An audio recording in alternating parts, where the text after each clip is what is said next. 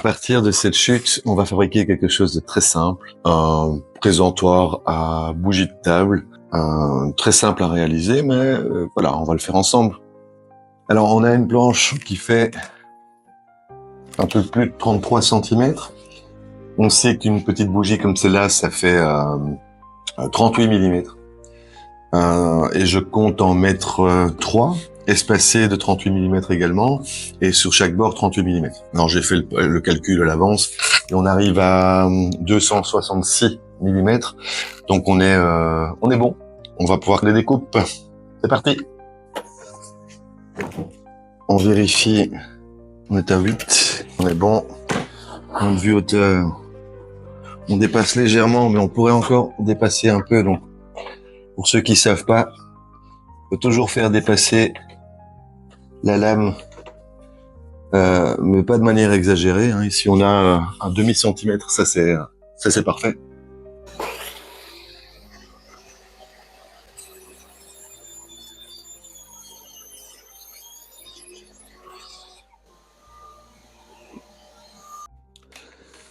Alors là, j'ai déjà tracé le centre à 4 cm, vu qu'elle fait 8 cm de large. Il reste encore à couper la longueur à 266 mm. Souvenez-vous, ce sont des codes que vous pouvez garder pour chez vous. Hein. Habituellement, ces petites bougies font toujours 38 mm. Donc, on trace 266 mm. Voilà.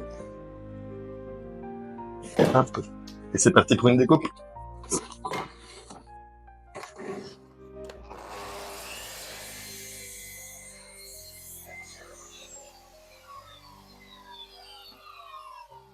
Alors, vu qu'on a le centre, on va venir calculer où vont venir se positionner nos petites bougies. Donc, on a 38. Il n'est pas bon. Voilà. Ici. Il y en a une qui va venir ici. Il y en a une qui va venir ici et une qui va venir ici. Voilà. Donc là, il n'y a plus qu'à trouver le centre. Je le pointe et ensuite, on va percer. Pour la profondeur de perçage, eh bien, on va viser l'épaisseur de la mèche, de telle sorte qu'il reste encore un petit millimètre qui dépasse du bois. Bon, c'est pour la sécurité, tout simplement.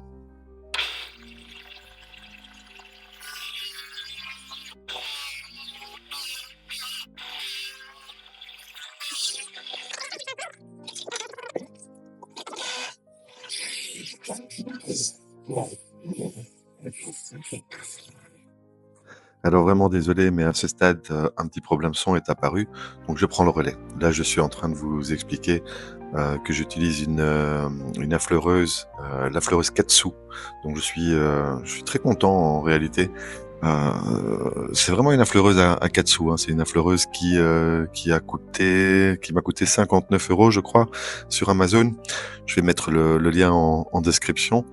Ça vaut vraiment la peine. Hein. Donc là, j'affleure la petite pièce qu'on a réalisée. Moi, j'y vais à mon aise. Il faut mieux d'ailleurs avec ce genre de machine. Ben, on voit pas dans la vidéo, mais j'ai retourné la pièce pour la terminer. Alors, on vérifie, tout semble correct, c'est très bien. Et on est parti pour un petit ponçage avant de terminer la pièce avec une teinte chêne foncé, si je me souviens bien. J'en ai mis partout, hein. Je suis un gros dégoûtant sur ce coup-là. Mais c'est les résultats qui comptent. Vous allez voir. Bon alors franchement, c'est pas beau ça ?